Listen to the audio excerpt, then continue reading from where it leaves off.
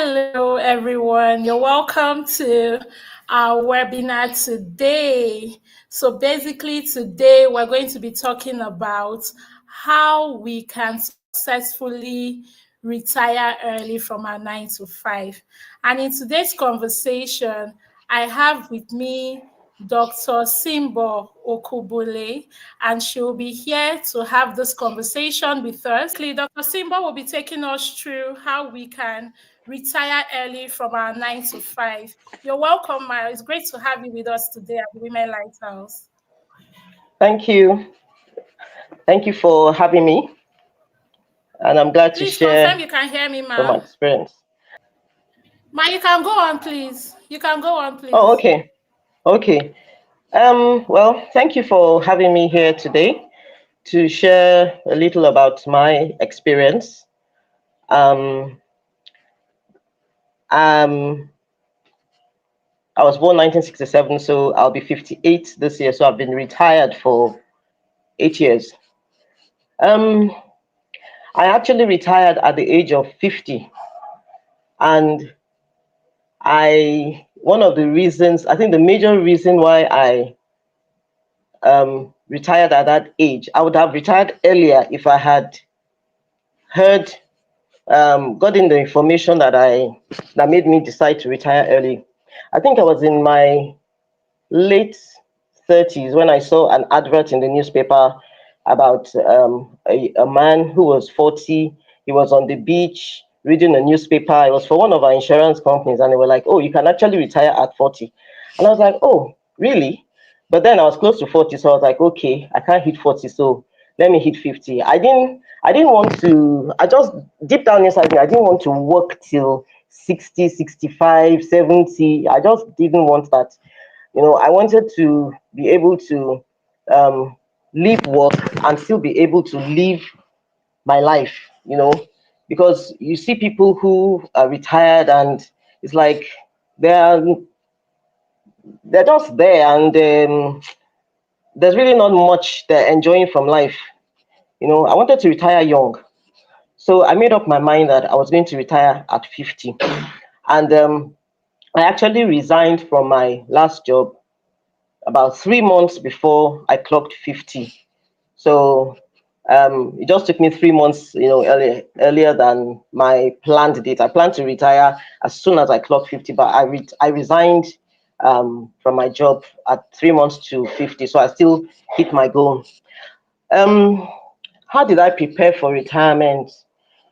Well, my situation, because I'm talking about my experience. In my situation, I'm I'm single, not married, no kids, dependents, yes, but no biological kids, no spouse. So I could make my decision for myself. I didn't really have to um, put into consideration too many factors. I wasn't the only child, so I was not the only one responsible for my parents. So it wasn't as though I had my parents' burden on me, younger siblings' burdens on me. I mean, everybody was settled. So I could make my decision and say, okay, I want to retire at 50 and, go ahead with it. Um, so how did I prepare? First, I looked at it that the life I was living while working, I wanted to be able to maintain well, not everything, but a little bit of it. And I'm a reserved person. I'm more of an introvert, so I'm not. I can be on my own for days, and I'm fine. So I'm not really a party person. I'm not very, very, very adventurous or outgoing and all that. So the part of being lonely after retirement, well, it didn't come into the picture. So I decided that, all right, what are the things I can put in place to still have a good life after retirement? And one thing I started doing was I started investing. I didn't, I started investing in my late 30s. I wish I had started earlier. I started investing in my late 30s. I got, got stocks, shares, um, and then I also invested in real estate. Um, my youngest sister, who was my financial advisor, she's not as though she read finance, so but she was my finance advisor, and she was the one who actually kicked me off into the investing part, and then also introduced me to um deferred the deferred annuity, because she was now working in the bank. So she was keep telling me different opportunities, because I'm not a business person. So I wasn't looking at, oh, maybe I'll do business. No, I knew the things that I could do. So, and since I had a good job, I was earning well, I wanted to put my money, into good use. So I also had a deferred annuity, which is like a second pension. And thank God I did that, and then I looked at my circumstances and I was like, okay, I live in Abuja. What are the major um, factors that drain finances? One is accommodation. So I said, okay, if I can put accommodation, if I can sort out my accommodation, then that's one problem solved. So I um, got land miraculously, and then I was able to build. It took me about 6 years, but I finished. So I finished building before I retired. So I was already living in my own house by the time I retired, which was very helpful. I also made sure that I enjoyed my life. I traveled as much as I could, traveled abroad. Um, Sometimes once, twice a year. But I made sure that I didn't want to have regrets later and say, oh, why didn't I do this when the opportunity was there? So, you know, I had fun. I did all the things that you would say, oh, you look back. I went to Disneyland in my old age, my quote old age, for the first time. I went traveled. I was happy. I never was, as much as I was investing, I was never stingy to myself. I had a friend who would save all her money and not enjoy her life. I said, no, I would enjoy my life as well as invest, and so that I would not look back and say I should have done those things then. It's like people who miss out on their childhood and they're not trying to be children, in their old age. So those are the ways I prepared. And then also people around me who I felt could be liabilities later, I made sure that I kind of like sorted them out. The ones who were going to further their education, further your education. You want to learn a skill, so that you're not coming to meet me in my retirement, because I knew that I was now going to be earning my pension and I wasn't going to use my pension to start looking after people. So I made sure that I sorted, them out. All my siblings were fine, so nobody was depending on me, per se, and we're all contributing to my parents' upkeep. So no, I was fine with that. Um, I have I had any regrets since I retired? I would say no. If I had to do it all over again, I would I would I would even retire earlier, because I would have started, like I said, I would have started investing earlier and put more things in place. Um, with retirement, okay, with my last job was very hectic, emotionally, psychologically, in every way. Physically, it was taxing, and I covered the north for my company then. So I was always traveling until it got to a point I knew that, look, I couldn't do all these travels anymore. So I let my staff do most of the traveling and all that. So um I was used to my phone ringing at all times. I worked in a health insurance and maintenance organization, an HMO. My phones would ring, complaints from here, complaints from there. I couldn't even sleep well. So one of the advantages of retiring was that, for the first time, I could sleep with nobody calling my phone. I could wake up whenever I want and sleep whenever I want, you know. And that was for me. That was I think the major myself. I didn't have to work any schedule. I didn't have any target on my neck. I didn't have my head MD calling me from head office. This. The board wants this. No, I was. It was like free. I was free, you know. And then I could also take better care of myself, health wise.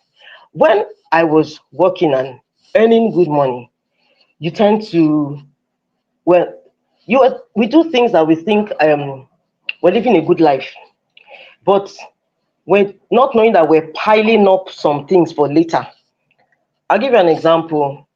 There was a time I was just taking juices, Five Alive and all that one because you had money, you do anything, you eat out. Sometimes I will not cook. I could buy half a bag of rice. I will not finish it in 1 year. I would eat out. I would just, I mean, I was not I was a what's I call it social drinker. Sometimes I'll just buy.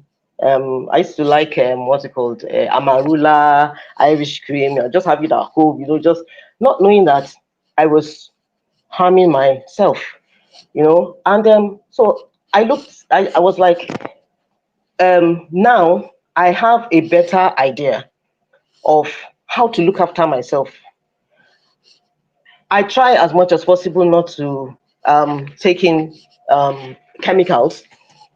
Most of my teas have come from the things in my compound. I plant. That's one thing I've got. That's one thing retirement has opened my eyes to. I'm now an urban gardener.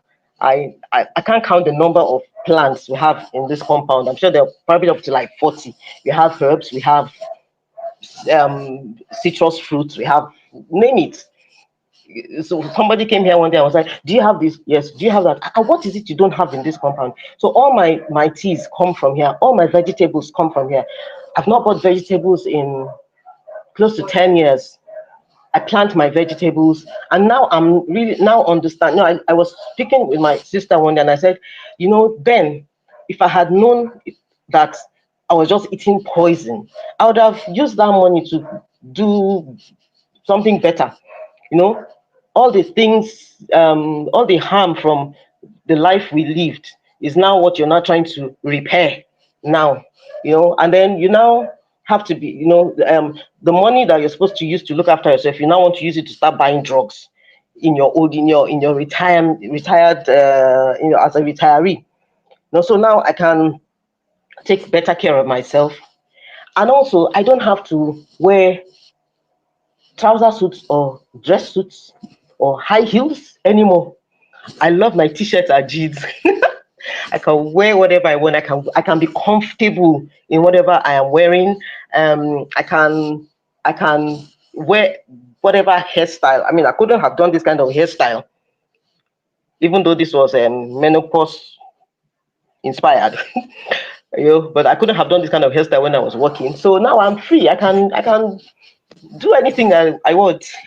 Um, But of course, you have advantages. You also have some challenges, and one of I think the major challenge I had was adjusting, because you see, society has a way of labeling you. Your identity comes from who you are as you're working. People ask you, oh, when they meet you, oh, hi, my name is this. What do you do? People want to know what you do so that they can probably rate you and know where to put you, what box to put you in. And I felt like a loss of identity. I retired as DGM Northern Operations Healthcare International, and then suddenly I'm like, what do you do? And I'm like, I'm retired.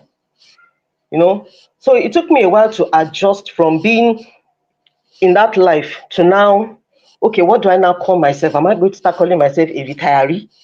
And then at one point, I was calling myself, oh, an agripreneur. Okay, after all, I'm doing urban farming and all that. So, but after a while, I was like, hey, I started seeing videos on YouTube. I saw people who abroad who retired at in their 30s. I saw people who retired in their 40s, in their 50s. And I was like, okay, so it's not I mean, what I did was not strange now, even though it seems strange, because even up till now, when I tell people, oh, I'm retired, they say, "Oh, why?" I said that, but I've been retired since 2017, and they were like, so what are you doing? And I'm like, what am I doing? What do you mean, what am I doing? And you should be working. I said, I retired from 9 to 5 because I don't want to do 9 to 5. Okay, so do consulting. I said, no, I'm not doing consulting. I like my life the way. Is there something that says that I must work? As long as I'm keeping myself active, I'm keeping my brain active. um I read a lot, I watch a lot of videos. I'm training myself on especially things to do with agriculture. I have the people, people I'm signed up to subscribe to their channels on YouTube. I have to do with farming, people who are farming at home. They're not even people who are farming commercially. There are people who are doing their urban gardening at home and all that. So I'm learning a lot of things. When I talk to people, when people come here and I'm talking to them about gardening and farming, and they're like, where did you learn all these things from? Did you study agriculture? I said no. But this is new information. So it's not as though I am retired and I'm now, oh, I'm just there. I'm not developing myself. I'm developing myself in a different area. And one other thing that I'm also doing is homeschooling my nephew. He's going to be 9. Um, we've been homeschooling him now for about 2.5 years. Started from primary 3 years. Yeah, about 3 years from primary 2, second term. Now he's in primary 4. And for me, it's, I'm relearning things that I was taught in primary school. And I was like, if this is the way, it's fun for me because it's a very interesting way to teach these kids. I watched the videos with him, and I'm like, if I had learned, if my teachers had probably taught me like this, it would have been very interesting. Wouldn't have been squeezing our faces when they say it's time to go to school. So right now I read a lot on homeschooling and all that. So these are the things that are keeping me engaged. So I don't even have I sometimes I'm like, oh, time has gone. It's evening already. What have I done? I've not accomplished all the things I wanted to do. So I'm not at home. Just I used to think, okay, when you retire, you just wake up in the morning, brush your teeth, walk around the compound, look at all your plants, wave to the people who are going to work, wave back to them when they are coming back from work. No, my day is full. My day is full. You see, people think that stay-at-home moms don't have work. Men, Yeah. stay at home with kids. This is just one kid. It's just my sister, her son, and I. Stay at home with one kid for a whole day and then see whether at the end of the day you will not say you have worked. So I hail stay-at-home moms. It is when I was working, I used to say, hey, I mean, how difficult can it? Man, you clean the house, you do the cooking, you what you do, everything, and you say that is work. So um even if you're a stay at home mom, you are working. No, unfortunately for you, you don't retire because until your kids leave the house, that's where your retirement comes. So um when people look at me and they're like, you are retired, I still had the conversation, I think was it last week or 2 weeks ago, with somebody who was trying to make me um believe that I still had to work. I said no, I am not going to work. I am okay as I am. The only thing is that if I look back, what would I have done differently? I would have invested more. I would have invested more, definitely. But you see, for everybody who is thinking of retiring early, you have to look at your own situation. Everybody's situation is peculiar. You have to look at, are you married? Are you single? Do you have dependents? Are you responsible for all of them? What kind of life do you want to live after post retirement? If you still want to maintain, I mean, if you were earning like let me say, I don't know what salaries people get now, but I was earning very well. I was earning a very, very good salary. My pension right now is about maybe 15%, 15% of my previous salary. But you see, I've learned to manage and be very prudent. I didn't know I could be this prudent with finances, really. I didn't know. So this is something also that retirement has taught me. So you look for ways to And of course, with the help of God, you ask for wisdom from God, and He will always show you ways to make sure that your money extends as much as it can. So financially, no, I'm not complaining. I'm not complaining. Of course, Mm, I mean, everybody wants more money. So if I have more money, fine. But I'm not complaining. I never believed that I could come from earning, like here to here, and still be fine. So you have to look at your situation. It's not something you just wake up and say, I want to. Are you a single income household or a two income household? If you and your husband are bringing in money, you can't just wake up and say you want to retire. It's something mm, you both have to discuss. mm, You have to look at the advantages and the disadvantages. Can you cope with one person's salary? mm. Though I know some I don't know if I think he's a Nigerian. There's a Nigerian man who he is a stay-at-home husband. The wife was earning more, so they both agreed, you go, you work. And so the man was fine with that. So people used to make fun of him that, are you a man now, how can you be at home? But he looks after the kids. He takes them, he does the school run, and then he does some remote job from home at his own time. So you have to be able to sit down. If you are single, fine, you can take your decisions. But if you're married with children, then you Yeah. have to look at what kind of life do you want to give your kids. Are you going to be able to cope? If you want to give them a very good life and you want to retire early, you have to put in, especially finance. Finance is the main thing. Mm. I think you've had a session with somebody who Yeah. about finance.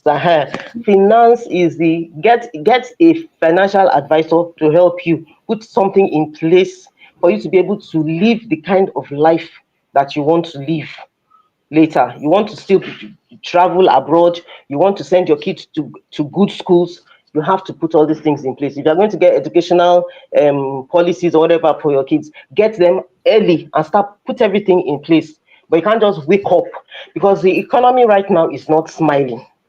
And the way things are now is much different from how it was just 8 years ago when I retired. That's why I'm saying that if I look back now, I would have probably put more into investing, done more the kind of real estate, build and let out, and maybe collect rent from there, not just buy land and then you want to sell the land and all that. I would have put more into that. Um, what else? So I think that's the advice I have for those who want to retire early. You have to look at your own circumstance. Yeah, your circumstance will determine what you can do and how you can do and how early you can retire. So Mm. I have done the things that I want to do, and the kind of life I'm living now is what I envisage that I would do. So I'm not stuck. I'm not wishing that I'm not looking for a job to go back to earn more money and all that one. No. So I think that's what I have to share. Thank I you hope so I hope much. I've helped somebody. Yes. Mhm. And I'm in that category. I know I've shared it with you before. I know the Yes. first time we had this conversation, in fact, the way you and your sister live your life, it's so Mhm. admirable. In all honesty, the Mhm. simplicity and the creativity to still Yeah. you want. And I Mm. want you to please, I know we've talked about it together, but I want you to Mm. please share about budgeting. I know you and Ah. your sister gurus in budgeting, like the um, financial aspects. How do you go yes. about your planning financially? I know you do bulk buying. So that's Yes. budgeting and planning your finances in retirement. How do you go about it? So before retirement, I, the only budget I did was budget at work. I never used to do budget for personal budgets. It's just if I want to travel, I just determine, okay, I want to travel next month. Get my get my tickets, get this. I just do things, as I wish. I never used to budget. I didn't see the need to budget. As long as I've put my money, done my investment and all that one, I just spend my money anyhow as I wish. Not recklessly, but as I wish on irrelevant things. But after retirement, I remember the day I went to I use ARM pension, and I went to their office and I filled the form, and they said they have to go to Pencom. Pencom will determine how much I'm going to earn, and then I'll come back. That she come back because I went. Okay, I resigned 3 months earlier, so I have to come back in June to start the process. When I went back and they gave me the paper to show me how much I was going to earn, I was like, eh? I was like, what kind of calculation is this one? How did they expect me to live for this pension? And then, thank God, I now added, look, like I said, I had the deferred annuity that I had done privately. So by the time I added the two together, and I told my sister, I said, this is what we have. She said, she's a very good budgeter. Very good. She has plenty. She'll tell you how to spend it. You have little, she'll tell you how to spend it. So I was like, okay, this is how much we have right now, because she wasn't working. Um she left Lagos to come to Abuja to and then so she was now here. Circumstances happened and she had to remain in Abuja. So she wasn't working. So it was both of us with a little. Her son was he was just around 9 months at June when I was officially a retiree. He was just about 10 months old. So it was like, and the expenses that comes with having a baby, with having that kind of child at that age. So unfortunately for me at that time, I had some land. I had no. She had a land. She sold a plot of land in Lagos. So we had money. Then when we were running out, then I sold another one. So it was still okay. So I was like, we can't keep selling land and sell everything. We have to watch. Let's work with what we have. So we now had to sit down. We have an Excel sheet. I have housekeeping. We've been doing it since 2018. There's an Excel sheet for every month. You look at what are the things we need that are recurring every month. You need to do. Okay, there was NEPA, there was electricity, there was security for the facility for the estates, basic things. Look at all the things you had to buy. Then we now um there's a BQ for the house. We now I had somebody who was there who was not paying rent, so I had to tell them to leave, and because it wasn't supposed to be a permanent thing, so I told them to leave and then put it up for rent. So when we got the rent, that was at the end. I think it was at the end of the year. We now looked at what are the things we can do with the rent. So we decided that okay, let's take some things out from monthly budget and put it into bulk. So when the rent comes, we buy NEPA units, electricity units for the year. We buy it for the year. We buy our peppers, tomato, tatashe, shombo, and then atarodo, scotch bonnet. We dry because of the harmattan. We take advantage of the harmattan season. We dry the peppers for the year. So we clear that one. We keep them in airtight buckets. She started doing canning. So we get tomatoes when it's cheap. She jars them, so those ones are kept in the jars. We started making sun-dried tomatoes as well. We keep them in the jars. So we have kind of like we take care of things that we can do in bulk, and especially when they are cheaper. We started talking to people, finding out, oh, when is beans cheap, when is this one cheap, when is yam cheap. So like when yam comes out and it's cheaper, we make our own yam flour for amala. We make it at home. We make our swallow, actually we make it.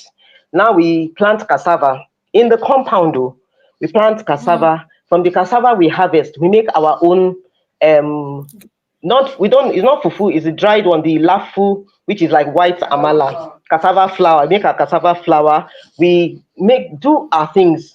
So with those ones, we have cut out. So it's only things like maybe okay, rice. We can't plant. We're not planting rice, so we buy rice. But we buy everything we can buy in bulk. So whenever we get the rent at the end of the year, we just buy everything in bulk. So I was talking with somebody who actually works in AEDC, and I said we bought units for the year, and she was like, eh, for the year. This is somebody who works there for the year. I said yes. I said that's what we do. I said so. It's not as though money comes in and you say, oh, see the money has come in, let me spend it. No, we spend money Yeah. wisely, wisely. So Mm. buying things in bulk has actually really helped us. Like the last year, it was my desire to buy a bag of onions. So we had a customer in Gosa Market, and I told him, I said, um, Bilal, when are onions going to be cheap? I want onions. He said, okay. He will tell his dad they'll bring it from Sokoto and give us at, I think it was just landing cost. It was just cost of transportation we added to. He didn't put any extra. This was not the smaller bag, but the big bag of onions. I was like, ha! I was like, wow. Oh, so when we got it, I was like, okay, how are we going to preserve this thing now? So we started.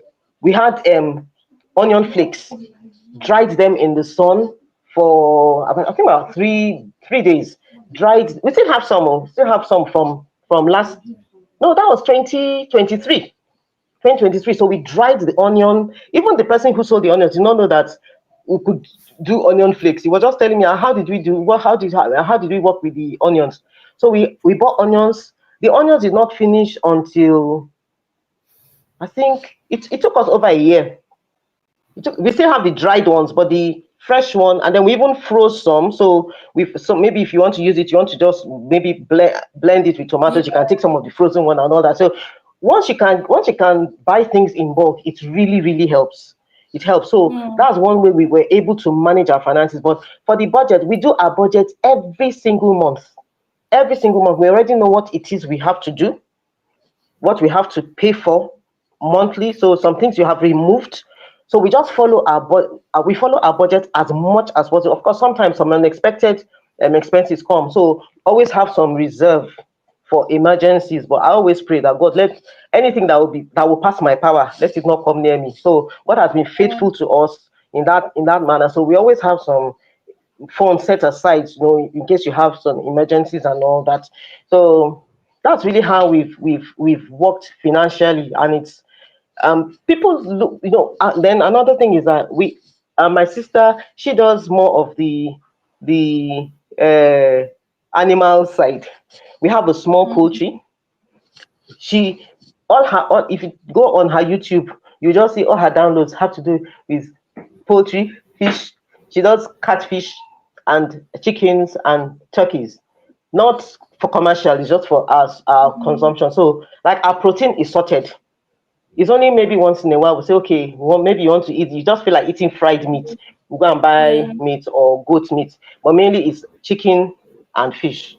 And Fish. then of course we get eggs also from our hen. So it's just this period about 3 months, because the ones we have now are going to start laying eggs in about 3 months. So for now we have to buy eggs from our neighbor. But apart from that, our protein is sorted. So we are not worried about, oh, are we having eaten enough protein? We have Mm. we try to look for sources of protein that are affordable. um Soya, we look at all the plants we have. Moringa has protein. So we try to incorporate all these things into our diet to make sure that we have a balanced diet. And I mean, if you look at my skin, you wonder, what cream? I'm not using any cream. It's the vegetables I'm eating. No. It's my spinach and my what's it called, water leaf and all that. All though. That's all. No. I'm not, you know. So that's really what we've been doing. That has helped. Yeah. Okay, ma. So you also mentioned something about understanding the uniqueness of your family structure in planning Very for important. retirement. So now, Mm. as you were talking, a scenario came. We have some people who, maybe for instance, you're married, but by the time you look at what you're earning or what your spouse is earning, is not so much.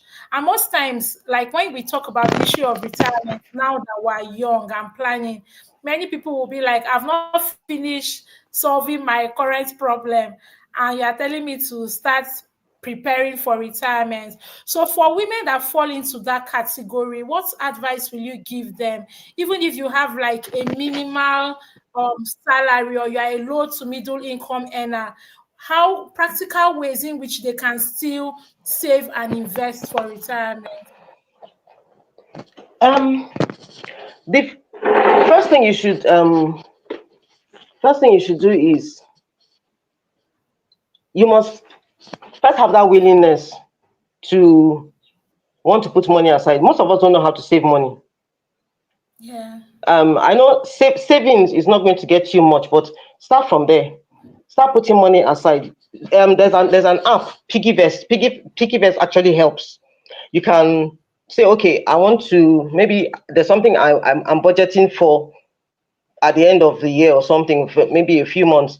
But you can manage to take a little portion of your salary every month and put it in, and then when you have that bulk money, you can do something. Because sometimes you're waiting for the money, a large sum of money to come. It may not come like that. So whatever you Mm, have, take take a percentage of it. You have, I think it's just a discipline that you're going to have. Apart from removing your basic necessities, you've paid your bills, sorted out your kids. There's some things that we do that are um not necessary, like uh for me now, I can't remember the last time I ate out. It's not even a case of the finance. It's a case of I don't know what is being served to me. I'm very mm, conscious now of what I eat and where I eat. So if you look at the amount of, I think I was it on Instagram, and I was seeing influencers going to restaurants and they're giving you bill of 50K, and I'm like, for what? To eat that 50K? Do you know what you would have done? There's some things you don't need to spend your money on. For us women, if we are being very honest with ourselves, we spend too much money on hair, on makeup, on all these things that we need to make us feel good. You can be beautiful on a budget. So if you know yeah. that, okay, I spent money on this thing, do I really need to buy more of this human hair? Do I need to buy this? Do I need to buy that? For a while, I think for a while I was wearing turban for like Yes. 2 3 years. When I'm going out, I just wear my turban. I Mm, just wear turban and I go out. I was not bothered with any. Sometimes I go out now with no makeup. I'm just using makeup now because of the video. I can't remember. I probably use makeup like maybe how many times a year now. So there's some things that you make up your mind. Even if it is 5,000 naira you want to save, start mm, putting it aside. And then for me, the when I said I went into real estate, I didn't go for lands that are so expensive beyond my reach. I look mm, for things that so I know we have quite a number of them now, but you have to make sure that you get from credible people, because Nigerians, they have a lot of 419 amongst us. So mm, you if you want to buy land, for example, you can go for any of these estates where they're starting off, and then you're allowed to pay monthly. The first two plots I bought in Lagos, it was in Mowe. For those who are in Lagos, know where Mowe is. It was in Mowe then. It was an estate. I was paying, I think it was 350 per plot. The first one, 350K per plot. And 30 I was paying monthly. I was paying monthly for 12 months. I sacrificed though, because I know how much my salary was then, but I was mm, determined that I was going to buy land. So I bought two plots. So I always push myself. I bought two plots. I paid for 12 months. I drank Gary for those 12 months. But at the end of the day, I had land. I sold it mm, after, I think, about 2 or 3 years. Then as I was rounding up that one, I bought another two that were 500 each. I drank Gary again for another 12 months. I finished paying. That same land, I know how much it is now. I haven't sold it. It's still there. I know how much it is now if I want to sell. So if you want to go into things like that, look for credible developers that you know that okay, they have track record. Oh, it's not that you pay and then you can't find land. Do land banking. Some lands it can be there for they even tell you buy land for your kids, like a saving scheme. Just buy the land, leave it there. By the time the child is 18 or 21, you know how much it will be. You give it to the child, it's his or her inheritance, or you sell the land and use it to pay for their university fees. So there are so many ways you can start off. And then you also, if you have a skill, develop your skill as a side Yeah. hustle. Like I said, I'm not a business person, but if you're a business person, have something that you're doing. Before I left my last company, every time I had opportunity to talk to the staff, I'll tell them have plan B, plan C, plan D. Because see, it's not a case of you want to retire. Your office can decide to downsize, and then you are Yes. just like you are there, back Yes. to square one. Compulsory. You don't have yes, you don't have Yeah. anything. Because I know that there was a particular, I was in the head office then, and then for a meeting, and then there was somebody who they just employed, and he used to make shoes. And I said, look, you see this guy, he can never lose because he will always find somebody to buy his shoes. But you, if Yeah. you are sacked today or you have to leave work today, you don't have anything to fall back on. So if for those who are business people, oh, I hail them because I am not a business person. So if you are doing your buying and selling, if you have something, you have a hustle you're doing, face it as well as you are doing your 9 to 5, face it so that you have something that work or not, it is there for you. And when I Yeah. look at when I see people who have skills, I tell them nobody can take your skill from you. If you're a fashion Yeah. designer, nobody can take it from you. You are a fashion designer till you die. If you are whatever it is you are, it is your skill. Nobody can take it from you. Your 9 to 5 can be taken from you at any time. So always have something that you can have as a side hustle. If you are somebody like me that you know you're not a business person, look for ways to invest. Look for, like I said, the finance advisors can also help you. Okay, this is how much I have. What can I do with 10,000 naira every month that would give me a good portfolio at the end of the day? You'll be surprised that all those 5,000 you are saving, by the time you now want to leave work, it's the um, compound interest, the money you would have at the end of the day, you'll be surprised. So Yeah. for me, no amount is too small. And then you have to also, like I think I was talking to someone and I was like, are you working because you just want to work? You want people to know you went to school? Because you have kids and young kids for that matter. How much is your salary? Yeah. Does it make sense for you going to work and then still having to pay school fees for these kids and then doing the school on? At the end of the day, it's like this minus this zero. Because all the salary your husband is using his own Yeah. money to pay for rent and pay for bills. Now your own money is supposed to be for the children. Nothing is left at the end of the day, school fees. So that's why homeschooling really helped. We started Yeah. homeschooling before the economy even scattered. So we had started doing homeschooling because we wanted to homeschool. We saw we could do better with him being homeschooled than him going to he went to regular school till he was about 6, and then we now pulled him out full time. We tried one term and then pulled him out. And then I looked at myself and I'm like, do you know that we can't afford this boy's school fees now? If you say we should go back to school, we can't afford school Yeah. fees. And then we can't because you see the kind of education you want to give him, you can't afford it. Now, Yes. with with homeschooling, we are able to incorporate other things. There's no way we'll pay for school fees. Even if I say, okay, let's manage and pay the school fees, we cannot pay school fees. And then he will still come and say he wants to do swimming, or like Yeah. 2024, he likes swimming. It was an Yeah. investment. Next year we look for, okay, this year I don't know what it is. We were thinking of chess because he has interest in chess. We're thinking of, okay, let's see how we can get a chess club for him. If he was with school, it's not that homeschooling is cheap, but at least it is still cheaper for us. Yes, it's Because yeah. for us, I mean, for those who are interested in homeschooling, I'm not about looking for Canadian curriculum or American curriculum or British curriculum. See, all the things we are learning now in 5 years' time is obsolete. So let him just learn. It's true. What I learned in medical school, I graduated in 1990. What I learned in 1990, I cannot use it to practice now. So Exactly. even if anybody says, "Oh, I can go and do locum," I cannot go and do locum because it's as if I have to go back to medical school and go and learn again, and I cannot do that. I'm not interested. So what you learn now, the times are changing.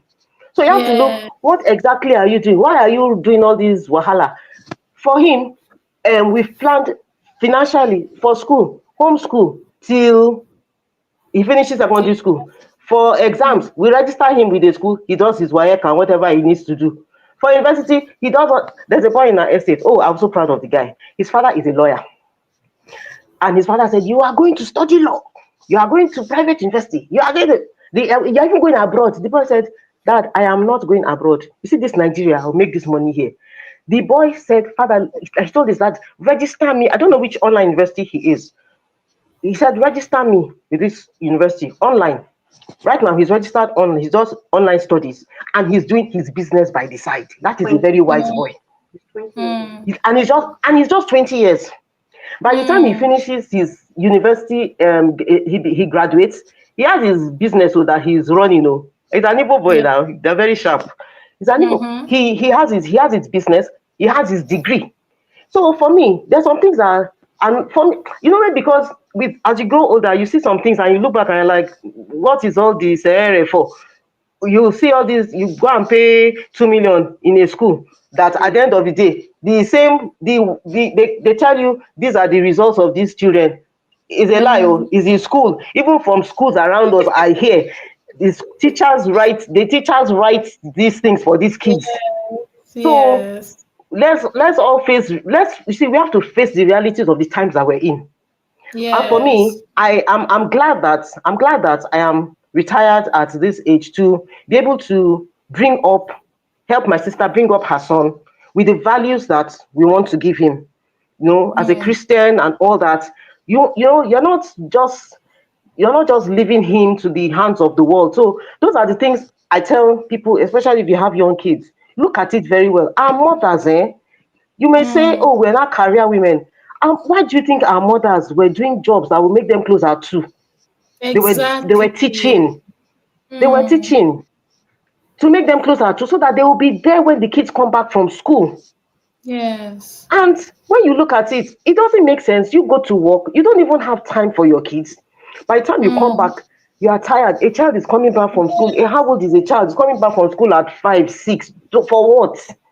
Because you're going to mm, pick the child up, so the child has to take for after school and all that. So those are things we have to look at now. World is changing. So we too have to change with the world. So you don't have to be stuck with your 9 to 5, because your kids are not probably not going to be 9 to 5. Oh. The world they are living in, they are not doing 9 to 5. A lot of them are doing remote jobs and virtual assistants and all those different things now. So they're not. mm, I mean, if you talk to all these Gen Zs, you see that I see all these ones we are doing. They look at us as if you stay in their job and stay there till you are 60. For us, that is not the life. Our life is, let us live the soft life and make money. mm, So most of them have things that they are doing that they are home. They're not interested in all our. That's why when you want to employ them, they call ridiculous salaries, and you're like, even me, I'm not collecting that. So maybe we should borrow a leaf from these ones and say, am I really this 9 to 5? It's just because it's the things that we are, the way we have been brought up. But you have to change your mindset as well. So yes. whatever it is, even if you're working, all these even me, I think I started looking at all these videos on virtual assistants and all that. Maybe it's something which I can do from home. Mm, So you can, as you're working, you can also do this because you can work at any time. So if yeah. you already have something like that, invest in the coaching. Let them teach you how to do it. I mean, Mm, before I used to think it was only those abroad, but obviously they're doing it from Nigeria too. So you can do all yes. these things and then start earning money, and then by the time you see that, oh, I'm making more money from here than I'm even making from my office, you can now say, okay, let me face this one and leave that job. Yeah. So you're working, but now you're working for yourself. So if you also have the ambition of, oh, I'm setting up a business for myself, fine, go ahead, start small. And then when you know that you have reached the level that you can comfortably leave the other job, then you resign and face your own job. But for Yeah. everybody, I think everybody that wants to, anybody who wants to retire, I always just imagine that they tell you to leave the job. What are your options? So it's not even a case of, am I going to retire at 50 or 40? What if I'm told to Yeah. leave this job? What are my options? So those options are the ones you should start putting in place. So it gets you ready for retirement. So you can be the one to say, okay, I am tired, I want to leave. Wow, wow, Dr. Simba, thank you so Mm, much for you're sharing. welcome. Dorcas, I see you. Dorcas said absolutely correct.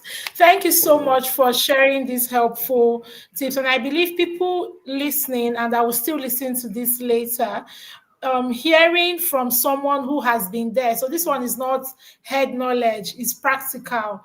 It's really at least going to be a guide and a reference point that they can relate to and know that it's actually doable. I just want to say thank you for taking out your time to share and basically guide us on how to go about successfully retiring early from our 9 to 5. Thank you also for everyone who has joined us tonight. We really say, hope you have learned a lot from Dr. Simba, because I have learned a lot and I'm grateful to have you, Ma. Thank you so much. You're welcome. Thank you. Thank you, Mhm. Ma. Please, I wish You're everyone a welcome. lovely night's rest till our next webinar. Good night, everybody. Good Bye. night. Bye. Hello, Doc. Thank you,